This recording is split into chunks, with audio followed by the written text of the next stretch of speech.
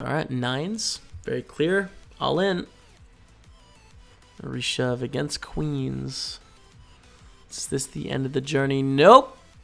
No, it's not. And on the my face on this recording, I was like eating dinner. Rebecca brought dinner, so I had like food in my mouth. I was just like, not bad. So we should ladder up another spot here. Yep, 7-handed. $200 earned. 6 deuce to fold. 6-5 is going to be fold, not even going to limp it. So king 9 here, I like raising if everyone folds. I think we can get a min raise in and get a steal, but we see a shove. All right, so we have a spot. And I remember the spot because 13 December, we don't have a great read on, you know. We don't have a huge read on them. We have 35 hands. They're 26-17. So they're playing a lot of hands, but it's only 35 hands. And they raise to a pretty big size under the gun here, like 2.6x, 2.7x. And like my first impression when I see these big raises is always ace-king. I'm just like, man, this just is such an ace-king sizing. People do it with ace-king all the time. It doesn't make any sense, but they do. So it sucks to be in this spot. But then again, I think that we need to go with our hand. If you were just to do the standard math in this spot, you know, make the base assumptions against a basic strategy, shove is the play. And we don't have a strong enough read that this is ace-king, even though I think that's the most likely hand they have here, you know. Say each hand they have in their range is like a 5% likelihood. I think ace-king would be like 12%, you know, just because of the sizing. It's not a strong enough read to make this a fold, so I shove. And it's ace-king. And we hit 3 queens.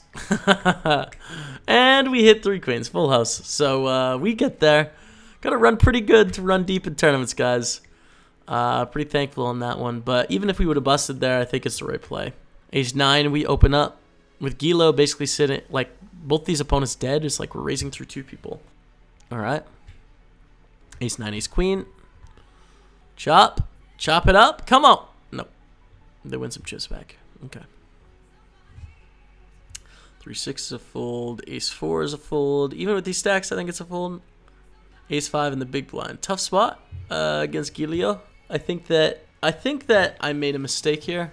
I think if you looked up the chip EV, if you're just worried about chips and not payout pressure, you call. I think based on this final table, whereas if we lose this pot, we're going to be back down around 70,000, 80,000 chips. That's pretty damaging to us, you know. So even though we might win a few chips, putting ourselves back in the field and tying with these guys here is a mistake. So I think I should fold, and I'm pretty sure I called. No, I fold. Good. Okay. Sweet. Better than I thought. We've had some close, some close spots this run though. The push fold game. Queen Jack. We're gonna open this one up into 5 people, especially given our stack situation here. None of these opponents want to bust before the 17K, and we don't care if they want to get in for 4 big blinds. Like, we show a profit with Queen Jack, with all the small blind, the big blind, and all the antes. So I like opening. Poker Lord calls in the big blind, and Ace-King 9. We just have stronger hands, right? Poker Lord is going to shove Ace-King. They're going to shove Ace-Queen. They're going to shove 9s. They're going to shove kings. They're going to shove aces. So they don't have those hands, right? We have all of those hands in our range, plus some other ones. And Poker Lord can call things like 7-6. 7-6 offsuit. They can call for a min raise, whereas we can't raise 7-6 offsuit here.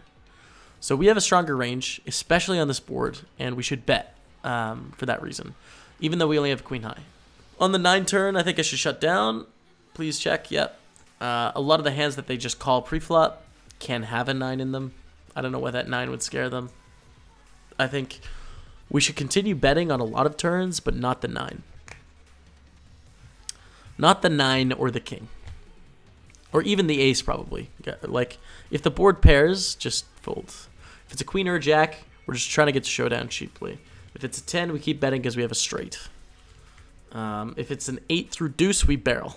That's my strategy there. 8s under the gun. I mean, it's not that interesting. 14 big blinds. I think the right play is to shove. We do have a chip advantage on these people, but we don't want to raise and then fold to shoves. I think our hand is just a great one to shove all in. So move it all in. And time bank. I don't remember what happens here. Fold. Okay. Sweet. 100K. Second place. of the 7 remaining. King 7 in the small. Shove, very short stack. Like, it's going to be with, let's say, 80% of hands or something here. 70% of hands. 75. Georgiev. Yeah, probably 80, honestly. Take it down. Alright, so we lost our player. King, queen to ace 8. We are now 6-handed with the 4-9 and another all-in. Ace queen busts out queen 8. We're 5-handed. We'll probably pull out the payout information in a second here just to get a quick update on how things are sitting. Yeah, so we're in 3rd place. 1,082 for the win, $350 for 5th place. It's sort of a normal progression up the leaderboard from there, you know, up the pay scale. We do have a situation where we don't want to bust before Gulio, who's half stack of 2 of us, and we're tied as well. Jacks. Not much to say. Unless there's like a shove and a reshove or something, then we could consider folding. But against just one open, like we're all in. If I remember correctly, we see a shove here. I'm not sure though. We'll see in a moment. Yep. Shove, call. And the time bank is on. The tank is on, man. A call. 8's queen 6. Whew. Flop of the set. Turn the full house. Boom. Take it down, you guys. We're 4-handed, and we have a nice chip lead going on. Pretty nice chip lead, if I say so myself. Jack 10. Pretty easy shove here in the small blind if it folds to us, which I think is what happens. It's really the 2 big stacks and the short stacks is kind of where we're at. Take it down. Against 31 December. I think, like, honestly, if you looked at ICM, we could probably shove here because they don't want to bubble before Uber Slug, so it becomes an any 2 spot. But I don't think we can assume that December knows that. So I think limping is fine, the suited version. Limp stab. Fold is too tight, I think. Yeah, nice. Thank you, Pass Jamie. Limp it in. If they shove it, it only costs you like 3,600 chips, right? It's not a big deal. At least for suited. I think this is a call. I don't know if we could fold to a shove from Poker Lord. We probably can. But we're doing really well against Uber Slug, and it doesn't change our situation a ton if we lose 50,000 chips here. It'd be 170, 200, 187. So it'd still be like quite a big difference. I think we should call. Because they're shoving all their broadways, all their suited connectors. No, man, no. Do not fold. Too tight, dude. Too tight. I think I need to call there. I don't think there's enough payout pressure. Oh, gotta review the ICM shove spots. That's for sure. That's what I'm taking away here. Gotta take some of these hands for these final table and go over the math and see how we do. Min raise, I'll defend the ace 3. I don't want to reshove. I think just calling and taking it to the streets is good. I remember this hand. We have a bottom pair of 3s. It's a pretty dicey spot here. They bet 18,000. So it's a dry enough flop where I think we should probably check shove. There's 54K in the middle and 52K here in their stack. So like we're getting a really good price investing 72,000 to win all of this. I think I played this weird though. Yeah, I called. And my reasoning for calling is like I have a pretty good... I felt like I had a decent read on this opponent, and there's sometimes, not on all cards, but on some cards I can make like a hero decision. But the thing is, and the reason why this isn't standard is the 72K in the pot is like they're getting 2 cards for free if they want it, you know? So being out of position with 72K in the pot and 52K in their stack, I don't think this is a very standard play at all. And I think if I could go back in time, I'd just check shove flop. But, and on this 5 turn, like it becomes a turn where I can't fold anymore. It just cuts down on the combos of pairs. I think it's just too likely I have the best hand. They can shove all of their spades. They can just shove like ace highs and stuff too, you know, just based off raising that short. Like ace king, ace queen, or whatever. If they decided to min raise it, which some people do. So I got to call when the board pairs like that. They unfortunately have they have a jack, which is like weird, right? They decided to min raise jack 9 suited off 13 big blind stack. So it's like, hey, maybe you should just, you know, keep reshoving really wide with ace 3 and check shove on the flop more because they have a wide range. So that should be illuminating to me, hopefully, that like they aren't a recreational player necessarily. They actually look to be a senior, so play aggressively against them, you know. But now we are in 3rd place. 10s, I think it's a spot where we don't want to raise and then have to call a shove and face some flips from like ace jack, king queen, king jack, queen jack. like all those things. Just shoving is going to be better, and not allowing those hands to take a flip equity spot. So we're just all in. Am my internet disconnected? No. Let's see what happened. Yeah, call by ace king. We had to flip. I hated it. Oh! We take it down, and we're back in the lead, you guys. As I said, running pretty good in this tournament. Not going to lie. Pretty good.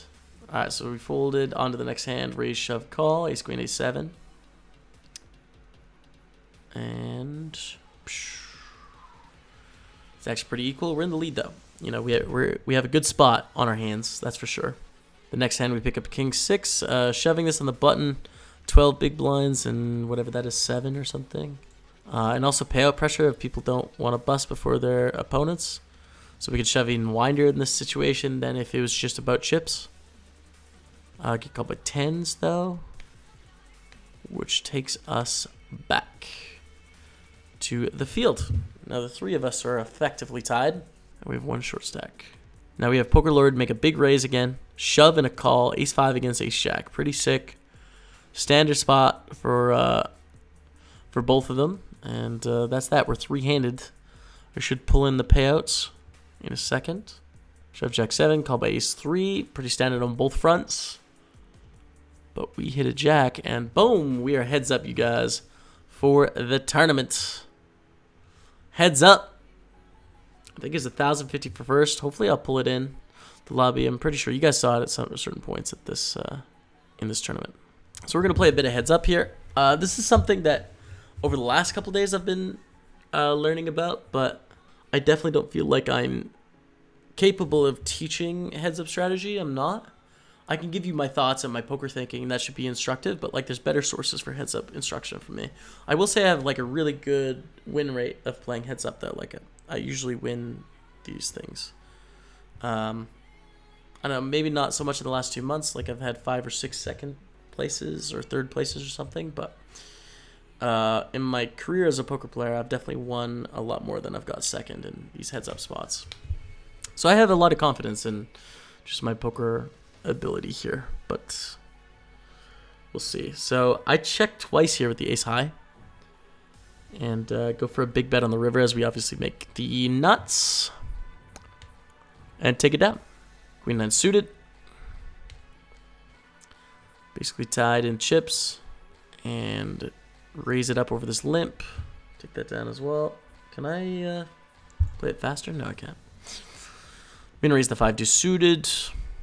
I'm going to be raising a ton of buttons here until they, you know, sort of showcase that I shouldn't. And when you're playing heads up, like you can't fold the same amount of hands. We could fold here to a huge raise. That was a 3.5x raise. But like you can't just fold everything that you would normally fold in a full ring game, because your hand strength goes up. Ranges are very wide. I decided to just shove here based on the sizing. It's 30 big blinds, but they make it 3 times. So there's just so much out there. As you can see, there's like 27,000 up for grabs here. It's definitely going to be a profitable shove, especially with our hand. We don't want to 3-bet, have to call a shove, you know, and flip with queen jack. Like that sucks. So I think just shoving is the right play. We fold the 3-6 offsuit. Let's call here with the king 10. Take it to the streets, which is queen 10. Want to keep the pot small here. Check call. No reason to check raise. Ace on the turn. This is a good card for them. Still have a check calling hand. And on the river, now we have aces and queens with a king kicker. So we have a bluff catcher. And check call. Same hand. Well, I mean, we had them beat until the river, basically. Raise, take it. Now, I remember playing this heads up. I think that Poker Lord is folding too many hands. They're not defending quite enough, and they're probably not opening enough buttons. Although they could just have, like, weak hands. So this is a spot, like... Let's go back 10 seconds and we can get the sizing again here. Make it 18 and they make it 40,500. So for us, it's 22K to win 60K. Heads up, you know? It's like getting 2.8 to 1 or something. Let's round and make it 3 to 1. We need like 25%, non-rounding, like 27% equity to continue. There's no payout pressure. There's no ICM. It's just winner take all, right, in this match. It's just the difference between first and second. And we have a suited hand here that can flop like flush draws. It can flop 2 pairs. It can flop top pairs and crush a lot of these things. So for me, this is a no-brainer call pre-flop. It's just too small of a 3-bet. And boom, look at this. Pair and a flush draw. They bet. Clear shove, guys. 123K in the middle. Their bottom pair and a flush draw. Snap call. Ace king. 50-50. Can we do it? No. No, we can't. Ugh. So we're sitting on about 90k to 470k. The match is not over yet. Walk with ace 3, queen 6. I started limping here on 10 big blinds to see if they'd take advantage. A lot of really great players will take advantage if we're limping this short, but I think that it's fine to do it here. And I'm going to just take a stab, you know? Just limp stab and try and get the default things that don't have a heart or an ace or a jack in them. It works out. Get a walk up to 110. Limp again with a suited hand. Shove, folds. Folds. Doesn't cost much. Here it is. Here's our double up. Boom. Ace king, ace 8 for 200,000 chips. Are we back? Oh, we're back. We're back, man. All right, ace jack. We limp it in. Get a check in the big blind. 3, 5, 6. They lead. Just call here. I treat these like min leads as checks, basically. There's not much more to it. King on the turn. Bet 18,000. I think folding's fine. Probably have a pair. Oh, that hurts. To walk with the 10s. I fold the jack 4. I think based on how much Poker Lord is folding, I probably shouldn't fold that hand. I think I should be playing it. I think I'll make a profit. I limp the 3, it's suited, which is a much nicer hand than jack 4 off, in my opinion. Just makes so many more things. Like you have a good hand on a jack 9 2 spades, you know. You can make good hands without flopping pairs. That's a pretty cool part of suited hands. They 3x it. This is a close spot again here. The book would say shove. I think based on our previous read, I probably shouldn't. I think I should call. Because we saw them make a big raise with ace king. I don't really want to risk 22 big blinds here. So I don't fault myself too much for going the book play. But I think in hindsight, I just call here. And I did just call, so I don't know why I was lecturing myself. I thought I shoved, but good. I'm glad. And now we just flop an open-ender. Again, 83k in the middle. Any 8, any 3. Ace potentially is an out. We can get the default a hand that has equity. Like, let's say they have 8-9. Get them to just give away this 83,000 chips. Check shove. And they're thinking about it, man. Bolt. Take it. We're just behind now. Jack 10, we limp. Is a hand that we could limp call or raise with. They min bet. Oh, this is awkward. Because it's like, you're getting 3 to 1, but you really do need like a queen 9 combo, or you need 8-9 combo, or club on the turn combo. Like, I don't fault myself for just folding to this. Oh, and I bluff raise. That's kind of cool, actually. I like that. I think that's a smart decision by me. Because our hand isn't quite good enough to call, so I like it, and then we can keep betting on 9s or 8s or clubs or queens. They lead, and I decide to shove.